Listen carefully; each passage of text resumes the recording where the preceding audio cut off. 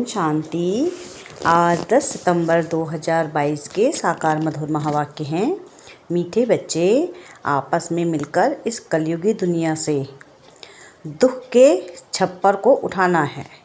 बाप को याद करने का पुण्य करना है। प्रश्न है आज का कि ज्ञान की अविनाशी प्रारब्ध होते हुए भी कई बच्चों के पुण्य का खाता जमा होने के बजाय खत्म क्यों हो जाता है। उत्तर है इसका, क्योंकि पुण्य करते करते बीच में पाप कर लेते हैं। ज्ञानी तो आत्मा कहलाते हुए संग दोष में आकर कोई पाप किया तो उस पाप के कारण किए हुए पुण्य खत्म हो जाते हैं। सेकंड कि बाप का बनकर काम विकार की चोट खाई, बाप का हाथ छोड़ा तो वह पहले से भी अधिक पाप आत्मा बन जाते, उसे कुल कलंकित कहा जाता है। वह बहुत कड़ी सजा के भागी बन जाते हैं। सद्गुरु की निंदा कराने के कारण उन्हें ठौर मिल नहीं सकता। ओम शांति। रूहानी बाप रूहानी बच्चों के साथ रूह रिहान कर रहे हैं। यह तो आत्मा जानती है कि एक ही हमारा बेहद का बाप है। वह तो बच्चे समझ गए हैं। मंजिल है मुक्ति, जीवन मुक्ति की। मुक्ति के लिए याद की यात्रा जरूरी है और जीवन मुक्ति के लिए रचना के आदि मध्य अंत को जानना जरूरी है। अब है दोनों ही सहज। सृष्टि का 84 जन्मों का चक्र फिरता रहता है। यह तुम बच्चों की बुद्धि में रहना चाहिए। अब हमारा 84 जन्मों का चक्र पूरा होता है। अब हमें जाना है वापस घर। अब वापस तो कोई जा नहीं सकते, क्योंकि पाप आत्मा है। पाप आत्माएं मुक्ति जीवन मुक्ति में जा नहीं सकती। ऐसे ऐसे विचार करने होते हैं। जो करेगा सो पाएगा और खुशी में रहेगा तथा दूसरों को भी खुशी में लाएगा। तुम बच्चों को कृपा व मेहर करनी है, सबको रास्ता बताने की, समझाना है। तुम्हारी आत्मा सत्व प्रधान से अब तमो प्रधान बन गई है, इसलिए वापस जा नहीं सकते। पुकारते भी हैं, हे पतित पावन। बच्चे जानते हैं कि अभी पुरुषोत्तम संगम युग है। यह भी किसको अच्छी रीति याद रहता है, किसको याद नहीं रहता है, घड़ी घड़ी भूल जाता है। परंतु तुमको अगर संगम युग याद रहे तो भी खुशी का पारा चढ़ा रहे। बाप टीचर याद रहे तो भी खुशी का पारा चढ़ा रहे। किसको बड़ा रोला यानी विघ्न बीच में पड़ता, किसको थोड़ा पड़ता तो ज़रूर है। कई ऊपर जाकर फिर नीचे आ जाते हैं।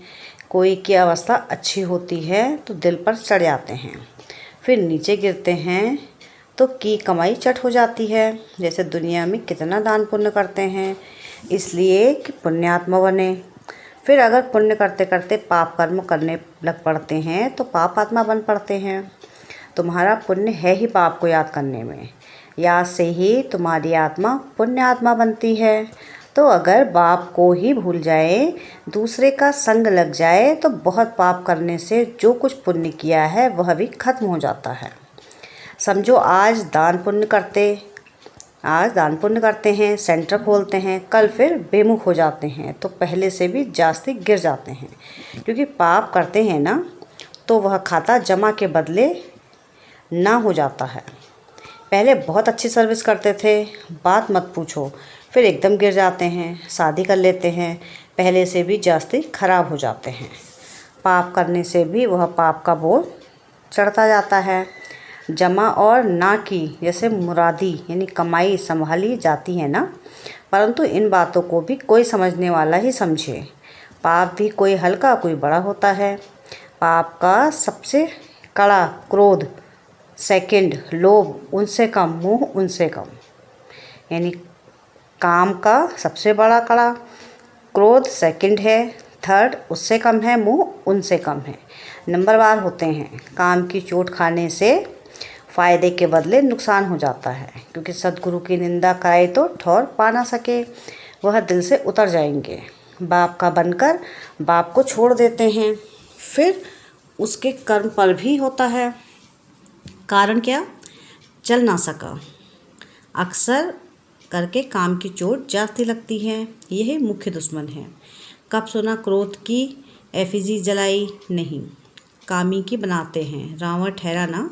बाप कहते हैं काम पर जीत पाने से जगत जीत बनेंगे। बिल्कुल हरा बैठे हैं तो जीत के बदले हार हो जाती है। बाप को बुलाते हैं, हे पतित पावन आओ। काम से बहुत पीड़ित होते हैं, फिर कहते हैं बाबा काला मुँह कर दिया। बाबा कहेंगे तुम तो कुल कलंकित हो। क्रोध व मुँह के लिए ऐसे नहीं कहेंगे, सारा मदार है काम पर। बुलाते हैं, हे पतित पावन आओ। बाप आया है फिर भी पतित बनते रहे तो बाप क्या कहेंगे। साधु संत आदि सब कोई पुकारते हैं, हे पतित पावन आओ। अर्थ कोई नहीं समझते हैं। कोई मानते हैं कि हाँ आने वाला है जो नई दुनिया स्थापन करेंगे, परंतु टाइम बहुत लंबा दे देने से घोर अंधेरे में गिर पड़े हैं। ज्ञान और अज्ञान है ना। बाप समझाते हैं, भक्ति में तुम जिसकी पूजा करते हो उसे जानते नहीं तो वह भक्ति किस काम की। न जानने के कारण जो कुछ करते वह निष्फल हो जाता है। मनुष्य समझते हैं दान पुण्य करने से फल मिलता है, परंतु वह है अल्पकाल के लिए, कागविष्टा के समान सुख। सन्यासी भी कहते हैं यह दुनिया में जो सुख मिलता है वह कागविष्टा समान है, बाकी सब दुख ही दुख है। बाप कहते हैं मामी कम याद करो तो तुम्हारे सब दुख दूर हो जाएंगे। विचार करो कि हम कितना याद करते हैं। जो पुराना हिसाब किताब भी हो और नया जमा भी हो, कितना कोई जमा करते हैं। इसमें धन आदि की बात नहीं, यह तो है कि पाप कैसे मिटे। मूल बात है ये पवित्र बनने की। ऐसे भी नहीं समझो कि बाबा को लिख कर देने से कोई जन्म जन्मांतर का खत्म हो जाएगा। पापों का बोझा जन्म जन्मांतर का बहुत है, वह सब नहीं कटते हैं। इस जन्म में जो किए हैं उनकी हल्काई हो जाती है, बाकी तो मेहनत बहुत करनी पड़े। जितना याद में रहेंगे उतना पापों का बोझा हल्का होता जाएगा।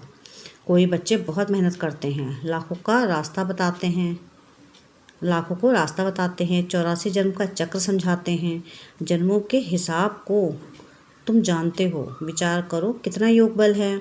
हमारा जन्म कब होगा? सतयुग आदि में हो सकेगा। जो बहुत पुरुषार्थ करेंगे वही सतयुग आदि में जन्म ले सकेंगे। वह कोई छिपा थोड़ी ही रहेगा। ऐसे मत समझो कि सभी कोई सतयुग में आएंगे। कोई तो पिछाड़ी में आकर थोड़ा बहुत ले लेते हैं। जो जास्ती कमाई करते हैं वह जल्दी आते हैं, कम कमाई करते तो देरी से आते हैं। इसलिए बाप को तो बहुत याद करना चाहिए और है भी बहुत सहज। जो अच्छी रीति याद करेंगे उनको खुशी रहेगी। हम जल्दी नई दुनिया में आएंगे। राजा बनना है तो प्रजा भी तो बनानी है ना। प्रजा ही नहीं बनाएंगे तो राजा कैसे बनेंगे। कोई सेंटर खोलते हैं, उनकी कमाई भी बहुत होती है, फ़ायदा होता है तो 2-3 सेंटर भी खोलते हैं। सेंटर तो बाबा भी खोलते रहते हैं। जो करते हैं उनका हिसाब उसमें आ जाता है। मिलकर तुम सब दुख का छप्पर उठाते हो ना, सबका कंधा मिलता है ना, तो हिसाब सबको मिलता है। जितना मेहनत करते हैं उतना ऊंच पद मिलेगा, उनको खुशी भी बहुत होगी। देखा जाता है कितनों का उद्धार किया। सर्विस बहुत अच्छी करते रहते। जैसे मिसाल देते हैं मम्मा ने बहुत अच्छी सर्विस की तो उनका कितना कल्याण हो गया। मूल बात है सर्विस करने की। योग की भी सर्विस है ना। डायरेक्शन मिलते रहते हैं, कैसे याद करना है। यह बिंदी का राज भी बाबा ने अब समझाया है।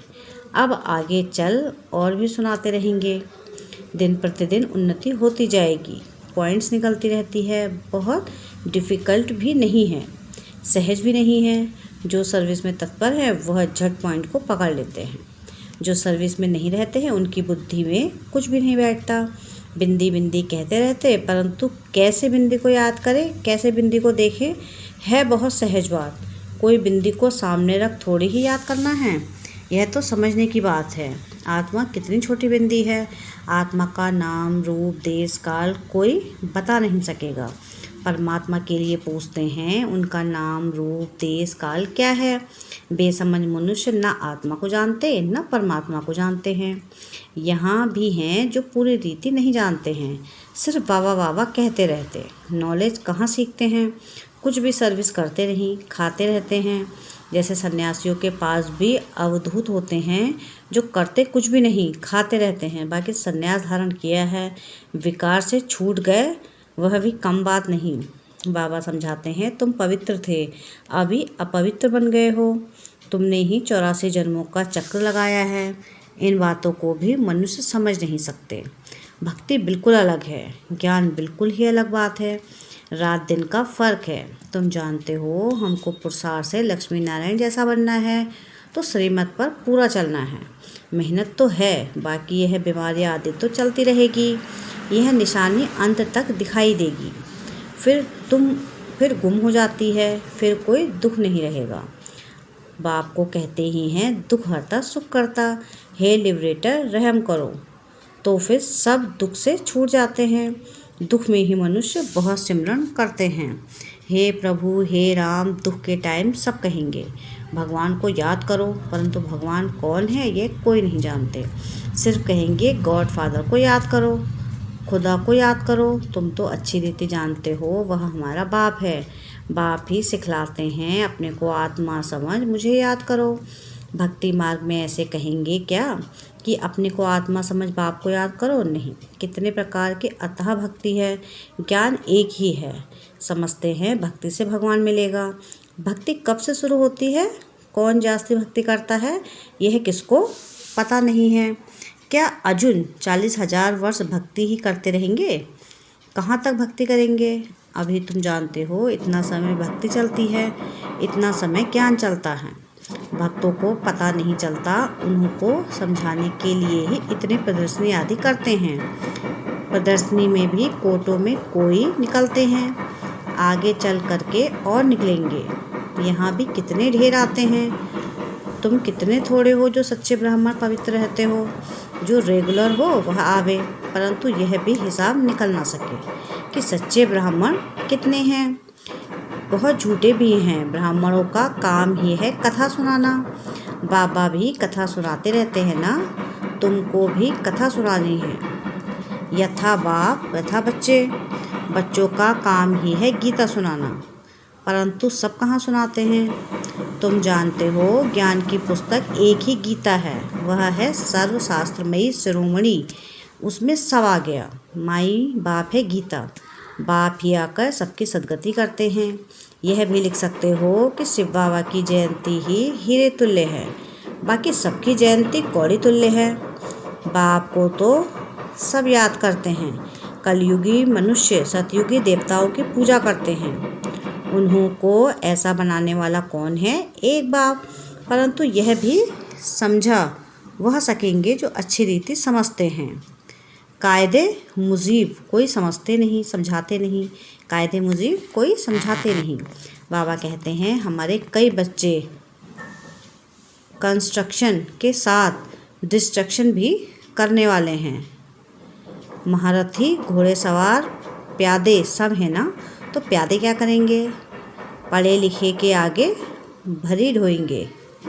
बाकी जो भरी ढोएंगे, ना पढ़ेंगे पढ़ाएंगे, उनको क्या कहेंगे? ऊँट पक्षी। अच्छा, मीठे मीठे सिकिलधे बच्चों प्रति माता पिता बाप दादा का याद प्यार और गुड मॉर्निंग। रूहानी बाप की रूहानी बच्चों को नमस्ते। हम रूहानी बच्चों की रूहानी बाप दादा को याद प्यार गुड मॉर्निंग और नमस्ते। शुक्रिया प्यारे बाबा, शुक्रिया। धारणा के लिए मुख्य सार है, पहली पॉइंट है कि बाप बिंदी है। इस बात को यथार्थ समझकर बाप को याद करना है। बिंदी बिंदी कहकर मूंझना नहीं है, सर्विस पर तत्पर रहना है।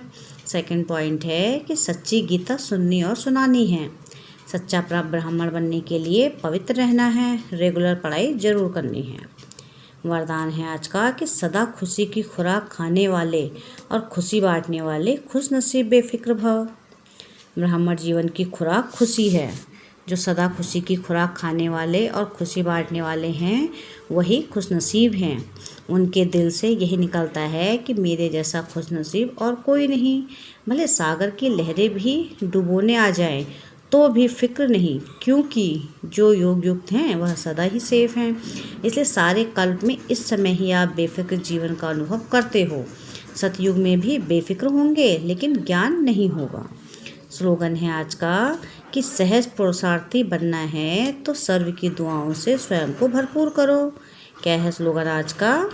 कि सहज पुरुषार्थी बनना है तो सर्व की दुआओं से स्वयं को भरपूर करो।